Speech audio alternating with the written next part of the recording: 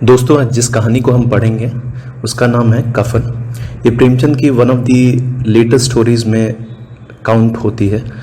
और इस कहानी की ख़ास बात यह है कि इसमें स्कैर्सिटी और सर्वाइवल के बीच का डायरेक्ट रिलेशनशिप दिखाया गया है। मतलब कि अभाव में आदमी सर्वाइव करने के लिए क्या क्या स्टेप्स को उठा सकता है without really caring for morality, what is proper, what is correct. इस चीज़ को इस कहानी में बहुत ही बेहतरीन तरीके से दर्शाया गया है। तो आइए पढ़ते हैं कहानी कफन बाय मुंशी प्रेमचंद। झोपड़े के द्वार पर बाप और बेटा दोनों एक बुझे हुए अलाव के सामने चुपचाप बैठे हुए हैं और अंदर बेटे की जवान बीबी बुधिया प्रसव वेदना में पछाड़ खा रही थी। रह रहकर उसके मुंह से ऐसी दिल हिला देने वाली आवाज निकलती थी कि दोनों कलेजा थाम लेते थे।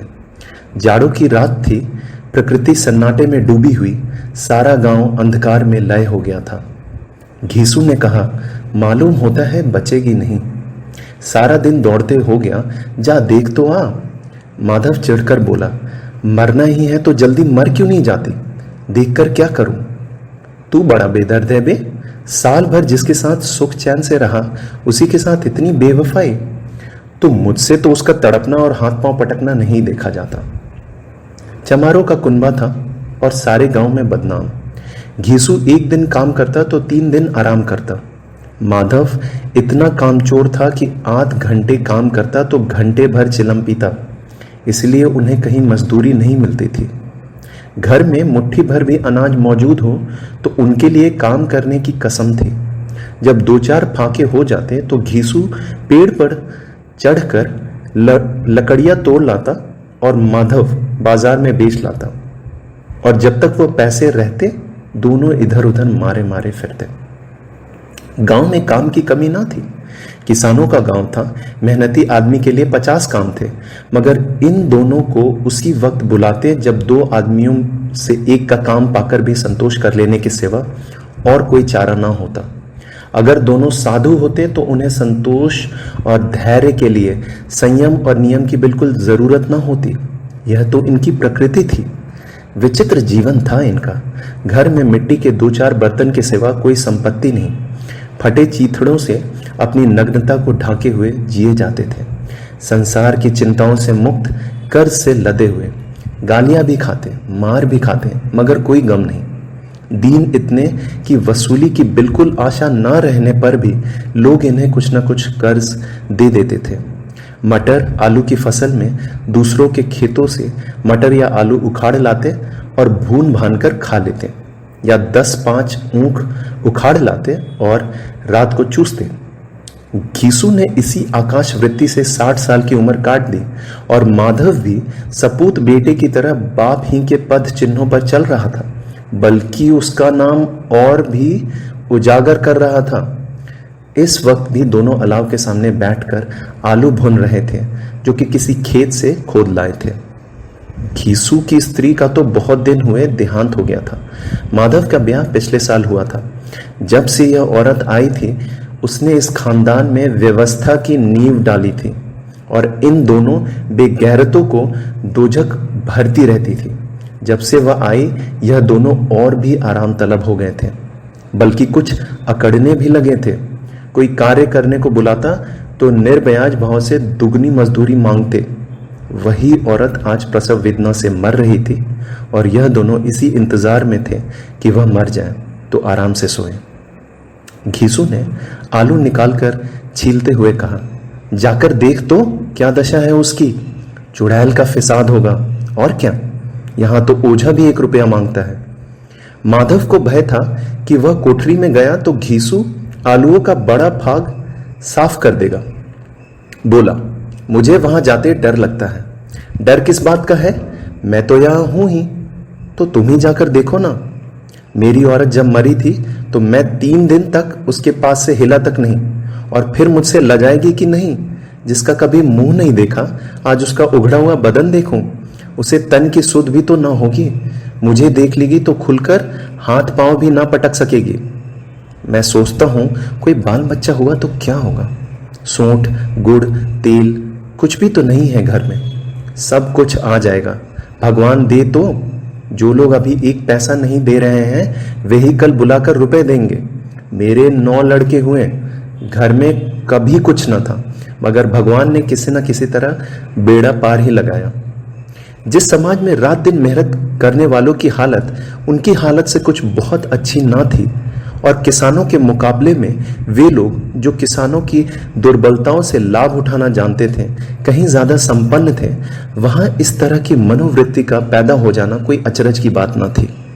हम तो कहेंगे घीसू किसानों से कहीं ज्यादा विचारवान था और किसानों के विचार शून्य समूह में शामिल होने के बदले बैठकबाजों की कुत्सित मंडली में जा मिला था। हाँ, उसमें यह शक्ति न थी कि बैठकबाजों के नियम और नीति का पालन करता। इसीलिए जहां उसकी मंडली के और लोग गांव के सरगना और मुखिया बने हुए थे, उस पर सारा गांव उंगली उठाता था। फिर भी उसे यह तस्कीन तो थी ही कि अगर वो फटे हाल है तो कम से कम उसे किसानों की सी जी तोड़ मेहनत तो नहीं करनी पड़ती, और उसकी सरलता और निरीहता से दूसरे लोग बेजा फायदा तो नहीं उठाते। दोनों आलू निकाल निकाल कर जलते जलते खाने लगे। कल से कुछ नहीं खाया था, इतना सब्र न था कि ठंडा हो जाने दें। कई बार दोनों की जबानें जल गई। छिल जाने पर आलू का बाहरी हिस्सा जबान, हलक और तालू को जला देता था, और उस अंगारे को मुंह में रखने से ज्यादा खैरियत इसी में थी कि वह अंदर पहुंच जाए। वहां उसे ठंडा करने के लिए काफी सामान थे, इसलिए दोनों जल्द जल्द निकल जाते। हालांकि इस कोशिश में उनकी आंखों से आंसू निकल आते। घीसू को उस वक्त ठाकुर की बारात याद आई जिसमें 20 साल पहले वह गया था। उस दावत में उसे जो तृप्ति मिली थी वह उसके जीवन में एक याद रखने लायक बात थी, और आज भी उसकी याद ताजी थी। बोला वह भोज नहीं भूलता। तब से फिर उस तरह का खाना और भरपेट नहीं मिला। लड़की वालों ने सबको भरपेट पूड़ियां खिलाई थी, सबको, छोटे बड़े सब ने पूड़ियां खाई, और असली घी की चटनी, रायता, 3 तरह के सूखे साग, एक रसेदार तरकारी, दही, चटनी, मिठाई। अब क्या बताऊं कि उस भोज में क्या स्वाद मिला। कोई रोक टोक नहीं थी, जो चीज चाहो मांगो, जितना चाहो खाओ। लोगों ने ऐसा खाया कि किसी से पानी ना पिया गया। मगर परोसने वाले हैं कि पत्तल में गरम गरम गोल गोल सुवासित कचौड़ियां डाल देते हैं। मना करते हैं कि नहीं चाहिए। पत्तल पर हाथ रोके हुए हैं, मगर वह है कि दिए जाते हैं। और जब सबने मुंह धो लिया तो पान इलायची भी मिली, मगर मुझे पान लेने की कहां सुध थी। खड़ा हुआ ना जाता था। चटपट जाकर अपने कंबल पर लेट गया। ऐसा दिल दरियाव था वह ठाकुर। माधव ने इन पदार्थों का मन ही मन मजा लेते हुए कहा, अब हमें कोई ऐसा भोजन नहीं खिलाता। अब कोई क्या खिलाएगा, वह जमाना दूसरा था। अब तो सबको किफायत सूझती है। शादी ब्याह में खर्च मत करो, क्रियाक्रम में मत खर्च करो। पूछो गरीबों का माल बटोर बटोर कर कहां रखोगे। बटोरने में तो कमी नहीं है, हाँ खर्च में किफायत सूझती है। तुमने 20 पूरियां खाई होंगी, 20 से ज्यादा खाई थी। मैं तो 50 खा जाता। 50 से कम मैंने ना खाई होंगी। अच्छा पका था। तू तो मेरा आधा भी नहीं है। आलू खाकर दोनों ने पानी पिया और वहीं अलाव के सामने अपनी धोतियां ओढ़कर पांव पेट में डाले सो रहे, जैसे 2 बड़े बड़े अजगर गेंडुलियां मारे पड़े हों और बुधियां अभी तक करा रही थी। सवेरे माधव ने कोठरी में जाकर देखा तो उसकी स्त्री ठंडी हो गई थी। उसके मुंह पर मक्खियां भिनक रही थी। पथराई हुई आंखें ऊपर टंगी हुई थी। सारी देह धूल से लथपथ हो रही थी। उसके पेट में बच्चा मर गया था। माधव भागा हुआ घीसू के पास आया। फिर दोनों जोर जोर से हाय हाय करने और छाती पीटने लगे। पड़ोस वालों ने यह रोना धोना सुना तो दौड़ते हुए आए और पुरानी मर्यादा के अनुसार इन अभागों को समझाने लगे। मगर ज्यादा रोने पीटने का अवसर न था। कफन की और लकड़ी की फिक्र करनी थी। घर में तो पैसा इस तरह गायब था जैसे चील के घोंसले में मांस। बाप बेटे रोते हुए गांव के जमींदार के पास गए। वह इन दोनों की सूरत से नफरत करते थे। कई बार इन्हें अपने हाथों से पीट चुके थे। चोरी करने के बाद वादे पर काम पर न आने के लिए पूछा, क्या है बे घिसुआ, रोता काहे है? अब तो तू कहीं दिखलाई भी नहीं देता, मालूम होता है इस गांव में रहना नहीं चाहता। घीसू ने जमीन पर सिर रखकर आंखों में आंसू भरे हुए कहा, सरकार बड़ी विपत्ति में हूं। माधव की घरवाली रात को गुजर गई। रात भर तड़पती रही सरकार। हम दोनों उसके सिरहाने बैठे रहे, दवा दारू जो कुछ हो सका सब कुछ किया, मुदा वह हमें दगा दे गई। अब कोई एक रोटी देने वाला भी ना रहा मालिक, तबाह हो गया, घर उजड़ गया। आपका गुलाम हूं, अब आपके सिवा कौन उसकी मिट्टी पार लगाएगा। हमारे हाथ में तो जो कुछ था वह सब तो दवा दारू में उठ गया। सरकार की ही दया होगी तो उसकी मिट्टी उठेगी, आपके सिवा किसके द्वार पर जाऊं। जमींदार साहब दयालु थे, मगर घीसू पर दया करना काले कंबल पर रंग चढ़ाना था। जी में तो आया कह दे, चल दूर हो यहां से, यूं तो बुलाने से भी नहीं आता। आज जब गरज पड़ी तो आकर खुशामद कर रहा है, हरामखोर कहीं का, बदमाश। लेकिन यह क्रोध या दंड देने का अवसर न था। जी में कुड़ते हुए 2 रुपए निकालकर फेंक दिए, मगर सांत्वना का एक शब्द भी मुंह से ना निकला। उसकी तरफ ताका तक नहीं, जैसे सिर का बोझ उतारा हो। जब जमींदार साहब ने 2 रुपए दिए तो गांव के बनिए महाजनों को इनकार का साहस कैसे होता। घीसू जमींदार का नाम का ढिंडोरा भी पीटना जानता था। किसी ने 2 आने दिए, किसी ने 4 आने। 1 घंटे में घीसू के पास 5 रुपए की अच्छी रकम जमा हो गई। कहीं से अनाज मिल गया, कहीं से लकड़ी, और दोपहर को घीसू और माधव बाजार से कफन लाने चले। इधर लोग बांस वांस काटने लगे। गांव की नर्मदिल स्त्रियां आकर लाश देखती थी और उसकी बेकसी पर 2 बूंद आंसू गिराकर चली जाती थी। बाजार में पहुंचकर घीसू बोला, लकड़ी तो उसे जलाने भर को मिल गई है। क्यों माधव? माधव बोला, हाँ लकड़ी तो बहुत है, अब कफन चाहिए। तो चलो कोई हल्का सा कफन ले ले। हाँ और क्या, लाश उठते उठते रात हो जाएगी, रात को कफन कौन देखता है। कैसा बुरा रिवाज है कि जिसे जीते जी तन ढांकने को चीथड़ा भी ना मिले, उसे मरने पर नया कफन चाहिए। कफन लाश के साथ जल ही तो जाता है, और क्या रखा रहता है। यही 5 रुपए पहले मिलते तो कुछ दवा दारू कर लेते। दोनों एक दूसरे के मन की बात ताड़ रहे थे। बाजार में इधर उधर घूमते रहे, कभी इस बजाज की दुकान पर गए, कभी उसकी दुकान पर। तरह तरह के कपड़े रेशमी और सूती देखे, मगर कुछ जचा नहीं। यहां तक कि शाम हो गई, तब दोनों न जाने किसी दैवी प्रेरणा से एक मधुशाला के सामने जा पहुंचे और जैसे किसी पूर्व निश्चित व्यवस्था से अंदर चले गए। वहां जरा देर तक दोनों असमंजस में खड़े रहे। फिर घीसू ने गद्दी के सामने जाकर कहा, साहू जी एक बोतल हमें भी देना। उसके बाद कुछ चिखौना आया, तली हुई मछली आई और दोनों बरामदे में बैठकर शांतिपूर्वक पीने लगे। कई कुजिया ताबड़तोड़ पीने के बाद दोनों सरूर में आ गए। घीसू बोला, कफन लगाने से क्या मिलता, आखिर जल ही तो जाता, कुछ बहू के साथ तो ना जाता। माधव आसमान की तरफ देखकर बोला, मानो देवताओं को अपनी निष्पापता का साक्षी बना रहा हो। दुनिया का दस्तूर है, नहीं लोग बाभनों को हजारों रुपए क्यों देते हैं। कौन देखता है परलोक में मिलता है या नहीं। बड़े आदमियों के पास धन है, फूके, हमारे पास फूकने को क्या है। लेकिन लोगों को जवाब क्या दोगे, लोग पूछेंगे नहीं कफन कहाँ है। घीसू हंसा, अबे कह देंगे कि रुपए कमर से खिसक गए, बहुत ढूंढा मिले नहीं। लोगों को विश्वास ना आएगा, लेकिन फिर वही रुपए देंगे। माधव भी हंसा इस अनपेक्षित सौभाग्य पर। बोला, बड़ी अच्छी थी बेचारी, मरी तो खूब खिला पिलाकर, आधी बोतल से ज्यादा उड़ गई। घीसू ने 2 सेर पूड़ियां मंगाई, चटनी, अचार, कलेजिया। शराब खाने के सामने ही दुकान थी। माधव लपक कर 2 पत्तलों में सारे सामान को ले आया। पूरा 1.5 रुपया बच गया था। पूरा 1.5 रुपया खर्च हो गया, सिर्फ थोड़े से पैसे बच रहे। दोनों इस वक्त इस शान में बैठे पूड़ियां खा रहे थे जैसे जंगल में कोई शेर अपना शिकार उड़ा रहा हो। न जवाबदेही का खौफ था, न बदनामी की फिक्र। इन सब भावनाओं को उन्होंने बहुत पहले ही जीत लिया था। घीसू दार्शनिक भाव से बोला, हमारी आत्मा प्रसन्न हो रही है तो क्या उसे पुण्य न होगा।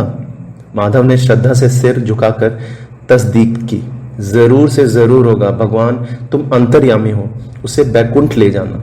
हम दोनों हृदय से आशीर्वाद दे रहे हैं। आज जो भोजन मिला वो कभी उम्र भर न मिला था। एक क्षण के बाद माधव के मन में एक शंका जागी। बोला, क्यों दादा, हम लोग भी एक न एक दिन वहां जाएंगे ही। घीसू ने इस भोले भाले सवाल का कुछ उत्तर ना दिया। वह परलोक की बातें सोचकर इस आनंद में बाधा ना डालना चाहता था। जो वहां हम लोगों से पूछे कि तुमने हमें कफन क्यों नहीं दिया तो क्या कहोगे? कहेंगे तुम्हारा सर। पूछेगी तो जरूर, तू कैसे जानता है कि उसे कफन ना मिलेगा? तू मुझे ऐसा गधा समझता है? 60 साल क्या दुनिया में घास खोदता रहा हूं। उसको कफन मिलेगा और बहुत अच्छा मिलेगा। माधव को विश्वास ना आया। बोला, कौन देगा? रुपए तो तुमने चट कर दिए, वह तुम मुझसे पूछेगी। उसकी मांग में तो सिंदूर मैंने डाला था। कौन देगा, बताते क्यों नहीं? वही लोग देंगे जिन्होंने अब की दिया। हाँ, अब की रुपए हमारे हाथ ना आएंगे। जो जो अंधेरा बढ़ता था और सितारों की चमक तेज होती थी, मधुशाला की रौनक भी बढ़ती जाती थी। कोई गाता था, कोई डींग मारता था, कोई अपने संगी के गले लिपटा जाता था, कोई अपने दोस्त के मुंह में कुल्हड़ लगाए देता था। वहां के वातावरण में सरूर था, हवा में नशा। कितने तो यहां आकर एक चुल्लू में मस्त हो जाते थे। शराब से ज्यादा यहां की हवा उन पर नशा करती थी। जीवन की बाधाएं यहां खींच लाती थी और कुछ देर के लिए यह भूल जाते थे कि वे जीते हैं या मरते हैं, या ना जीते हैं न मरते हैं। और यह दोनों बाप बेटे अब भी मजे ले लेकर चुस्कियां ले रहे थे। सबकी निगाहें इनकी ओर जमी हुई थी। दोनों कितने भाग्य के बली हैं। पूरी बोतल बीच में है। भरपेट खाकर माधव ने बची हुई पूड़ियों को पत्तल उठाकर एक भिखारी को दे दिया, जो खड़ा इनकी ओर भूखी आंखों से देख रहा था और देने के गौरव, आनंद और उल्लास का अपने जीवन में पहली बार अनुभव किया। घीसू ने कहा, ले जा, खूब खा और आशीर्वाद दे। जिसकी कमाई है वह तो मर गई, मगर तेरा आशीर्वाद उसे जरूर पहुंचेगा। रोए रोए से आशीर्वाद दो, बड़ी गाढ़ी कमाई के पैसे हैं। माधव ने फिर आसमान की तरफ देखकर कहा, वह बैकुंठ में जाएगी दादा, बैकुंठ की रानी बनेगी। घीसू खड़ा हो गया और जैसे उल्लास की लहरों में तैरता हुआ बोला, हाँ बेटा, बैकुंठ में जाएगी। किसी को सताया नहीं, किसी को दबाया नहीं। मरते मरते हमारी जिंदगी की सबसे बड़ी लालसा पूरी कर गई।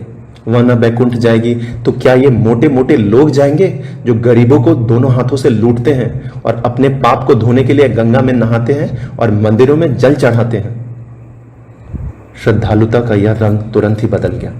अस्थिरता नशे की खासियत है। दुख और निराशा का दौरा हुआ। माधव बोला, मगर दादा, बेचारी ने जिंदगी में बड़ा दुख भोगा, कितना दुख झेल कर मरी। वह आंखों पर हाथ रखकर रोने लगा, चीखे मार मार कर। घीसू ने समझाया, क्यों रोता है बेटा? खुश हो कि यह माया जाल से वह मुक्त हो गई, जंजाल से छूट गई। बड़ी भाग्यवान थी जो इतनी जल्द माया मोह के बंधन तोड़ दिए। और दोनों खड़े होकर गाने लगे, ठगनी क्यों नैना झमकावे, ठगनी क्यों नैना झमकावे। पियक्कड़ों की आंखें इनकी ओर लगी हुई थी और यह दोनों अपने दिल में मस्त गाए जाते थे। फिर दोनों नाचने लगे, उछले भी, कूदे भी, गिरे भी, मटके भी, भाव भी बताए, अभिनव भी किए और आखिर नशे में मदमस्त होकर वहीं गिर पड़े। तो दोस्तों, इस कहानी में हम देखते हैं कि प्रेमचंद ने एक स्मॉल विलेज में जो सबसे नीचे तबके के लोग हैं, जो कास्ट के बेसिस पे मार्जिनलाइज्ड हैं, जो अपने क्लास पोजीशन के बेसिस पे मार्जिनलाइज्ड हैं, वो सर्वाइव करने के लिए किस टाइप की हरकतें करते हैं और वो भी समाज के ही रीतियों को अपने हिसाब से एक्सप्लॉइट और मैनिपुलेट करते हैं ताकि वो सर्वाइव कर सके। उम्मीद करता हूं आपको ये कहानी पसंद आई होगी। Thank you.